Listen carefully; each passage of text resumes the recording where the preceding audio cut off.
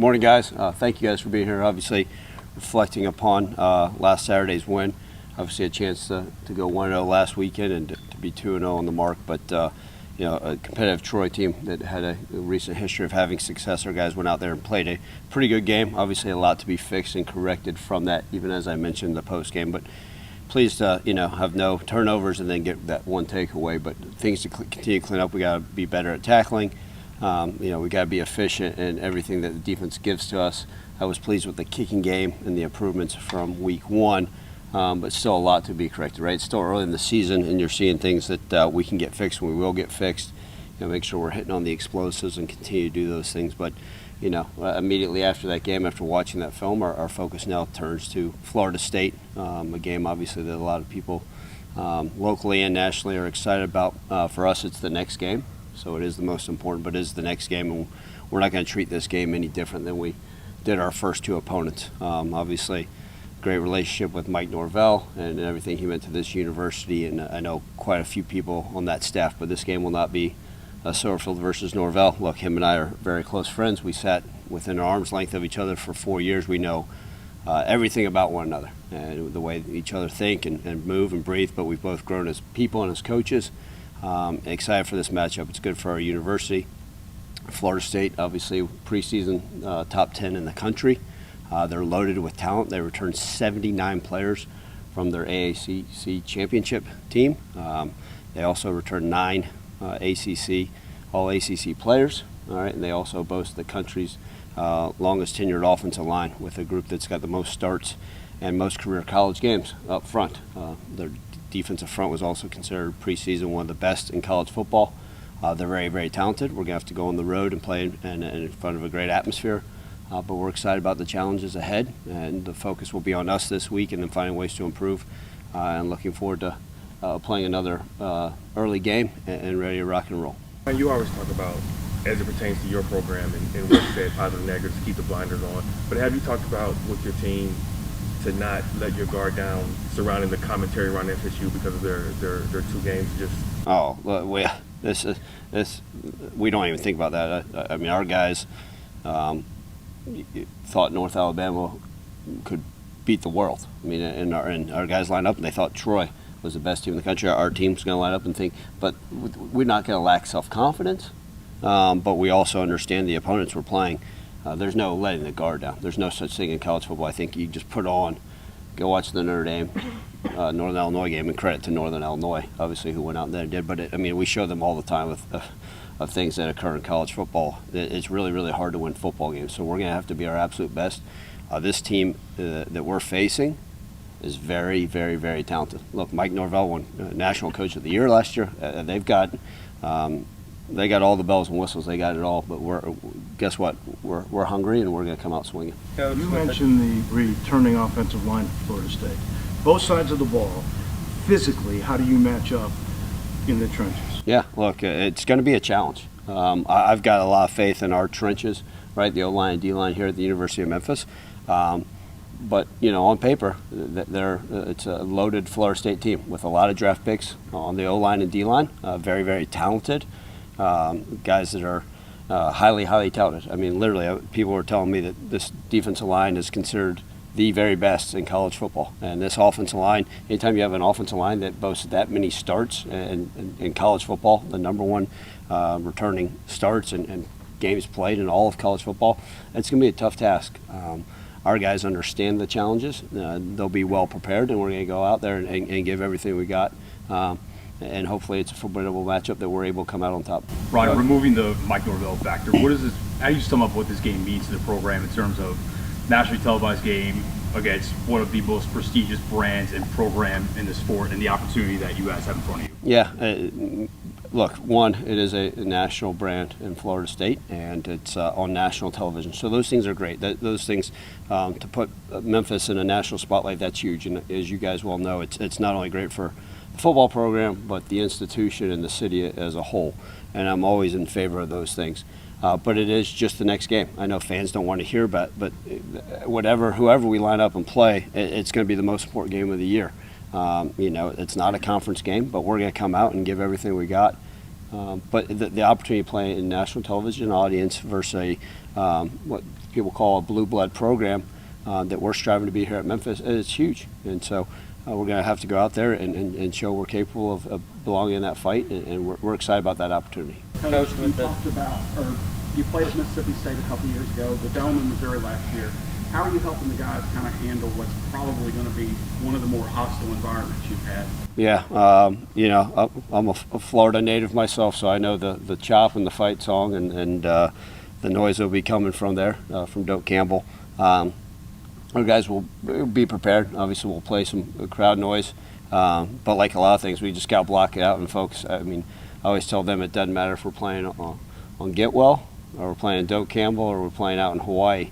The environment shouldn't affect us. Obviously, it's going to be a tremendous crowd. I also suspect there'll be a lot of Memphis Tiger fans making the trek and excited to see them up in the stands. But look, you know, in between those white lines, in the next few days, we're going to have great focus and great preparation. And like I told our guys as well, and I told our staff, we don't have to do anything extraordinary. Just go out there and be the best version of ourselves. Have immense focus and play with confidence, but it starts with a great week of practice, and we can handle that one day at a time. I told our guys last night, take care of their bodies, get rest, recover, watch some film, and be ready for a great Tuesday practice.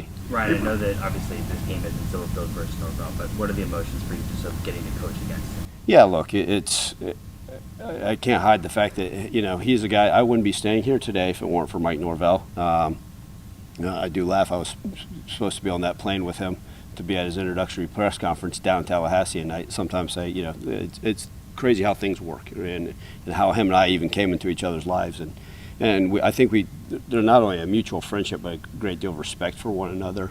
You know, the way he's built his program, obviously he's done a phenomenal job down there. And look, I can't.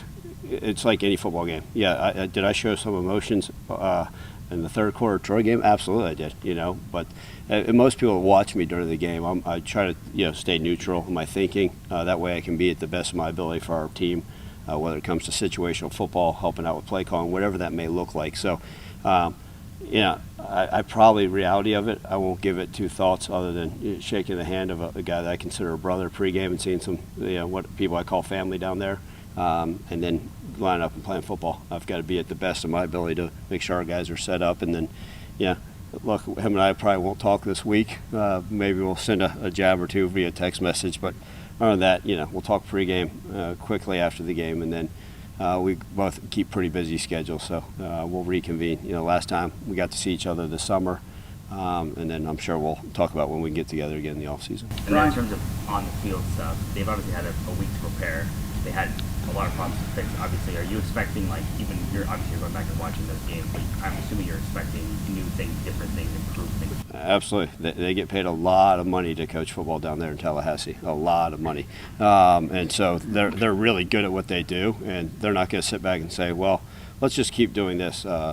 Great respect for Mike, what he does, and then obviously Adam Fuller, who I know very well. They're going to be preparing.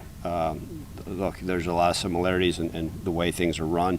So I'm sure they're sitting there going through and say, okay, this signal means this means that, this means this, and so they're going to have a full-blown. But guess what? It's my job to make sure that we're changing it. So we've got some tricks up our sleeves. I know the second, and here's the deal. Mike will be on his way to his radio station tonight. He's going to be listening to this press conference. I already know it right now. He'll be sitting in his car listening to this very press conference. I already know the second series of the game, he's going to be running a trick play. Like, we know each other like the back of each other's hand. So they're going to be prepared. And when he's watching this press conference tonight, sitting in the car on the way to his radio station, I'll put a smile on my face. No, hey, Mike, look forward to seeing you. We got to be prepared for everything. And that's kind of the nature of college football. I don't think you see the same thing week in and week out. And it's my job to put us in the right foot forward, no matter what we see. Ryan, with that said, how much of the offense or how little of the offense have we seen through two games? It seems like you've held things back, and is that ready to be unleashed now in the next few weeks? Explain why you think I would love to know why you think we've held things back. No, I'm asking you if you have. Oh, well, yes. We haven't shown anything. We haven't seen. We haven't shown anything. We haven't seen. We haven't seen anything unorthodox. Okay, well, we have ran a reverse. No, we have not run a flea flicker. Maybe we'll put that in for this game. But no, I think that's a adage that a lot of people like to think, well, you didn't score 50 points, so you must have held things back. We also averaged I think 61 plays the last 2 games on offense and 62 on defense. So I think we're seeing college football, whether it's with the helmet communication or the opponents, right? I mean, I think our last game was like 3 hours and 2 minutes. You know, we're kind of getting, which I'm great with, you know, getting towards these NFL. And everybody wants to see these astronomical numbers. I don't know if we're seeing it. I mean, look, could we be a little bit more efficient on offense? Sure. But every week's a new week. So I wouldn't sit here and say, yeah, to our opponent, yes, we've shown everything, that we got nothing else left to show. We've emptied our bag of plays, or we haven't shown anything. We're going to come out and run triple option. So, look, yeah, it's my job to go up there and come up with creative schemes that can put us in the right situations. But again, you got to look at your opponent, right? And I can have a bunch of ideas. Coach Cramsey, who's phenomenal, Coach Hankins. But if our players can't execute it, you know, what's the point? We got to get them playing fast, and then obviously we talked about this, our first road game too as well in a hostile environment. So got to be careful what we put on their plates. But I think our guys will be hungry whatever we put in front of them. Ryan, DJU has taken a lot of criticism for the last couple weeks for how he's played. What are you seeing on tape, and is there more out there for him and that offense from what you see? Yeah, so the good news is I have no idea what's said about anything, which is, you can call me a moron for not reading the newspapers or paying any attention to social media.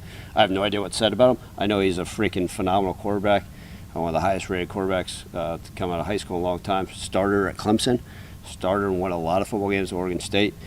He is big, he is athletic, and he's got a rocket of an arm. So he can do a lot of good things. Mike's going to put him in the right position to have success. And you see when he's on, he's on. And so that's our job to make sure that you know, we're effective. When I say effective, that doesn't mean we're blitzing every play. Maybe that means we're dropping 8 every play. So he's really, really talented. And they've got some guys that can freaking run. You put on that film, you say, huh.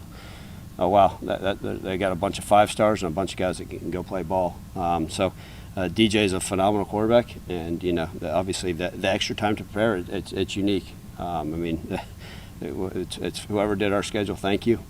They got an extra week, Navy's got an extra week. You know, a lot of these teams, I think every team we play has a bye prior to us leading up from here on out.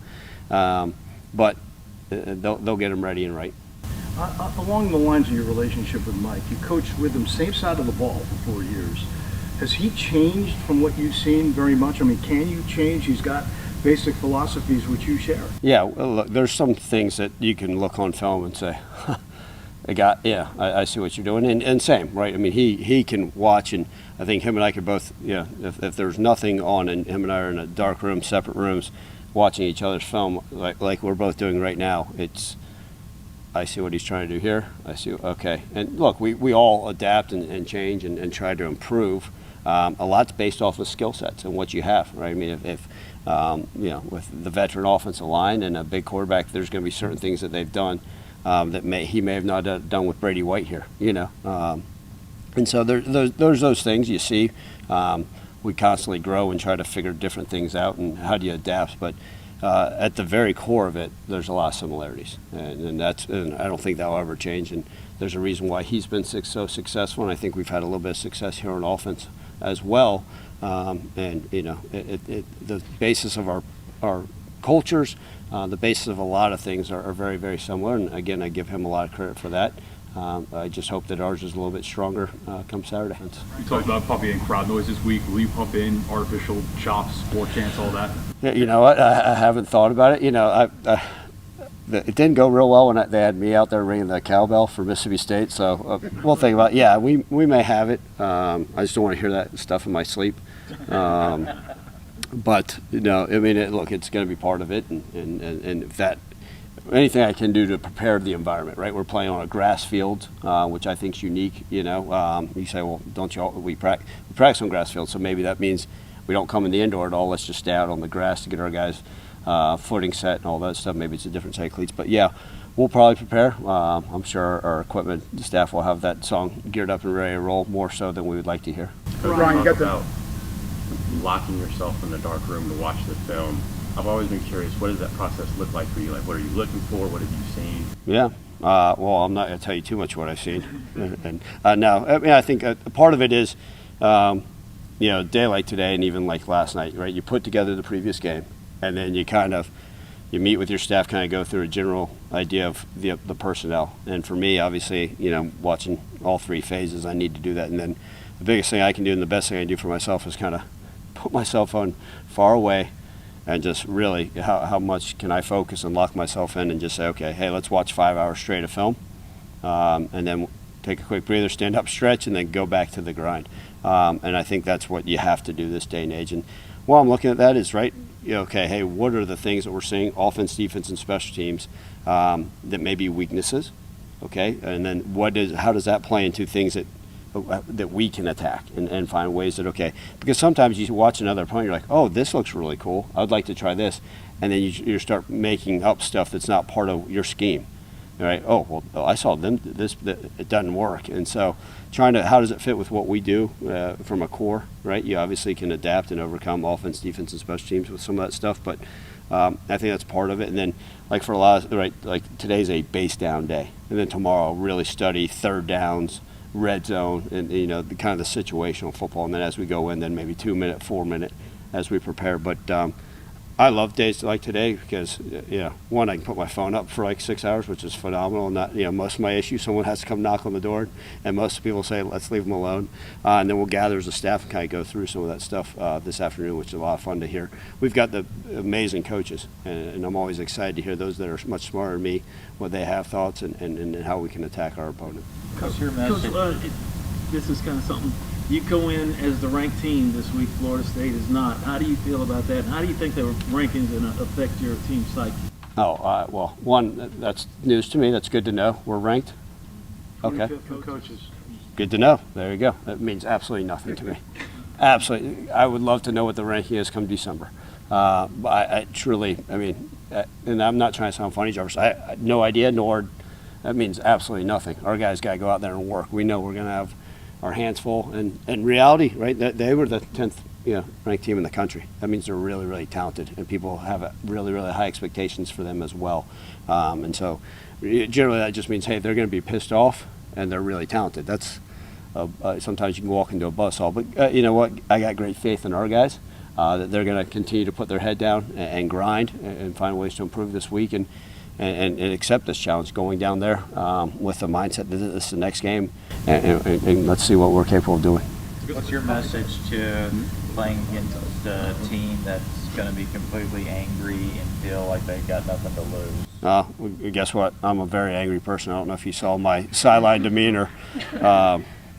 I'm generally angry. I'm only nice around you guys because I like the media so much. Look, they're going to be well coached, and they've got, look, every time you line up to play the game, you got something to lose. We're all playing to win the game, and so are we. So it's going to be a heck of a matchup, and we're excited.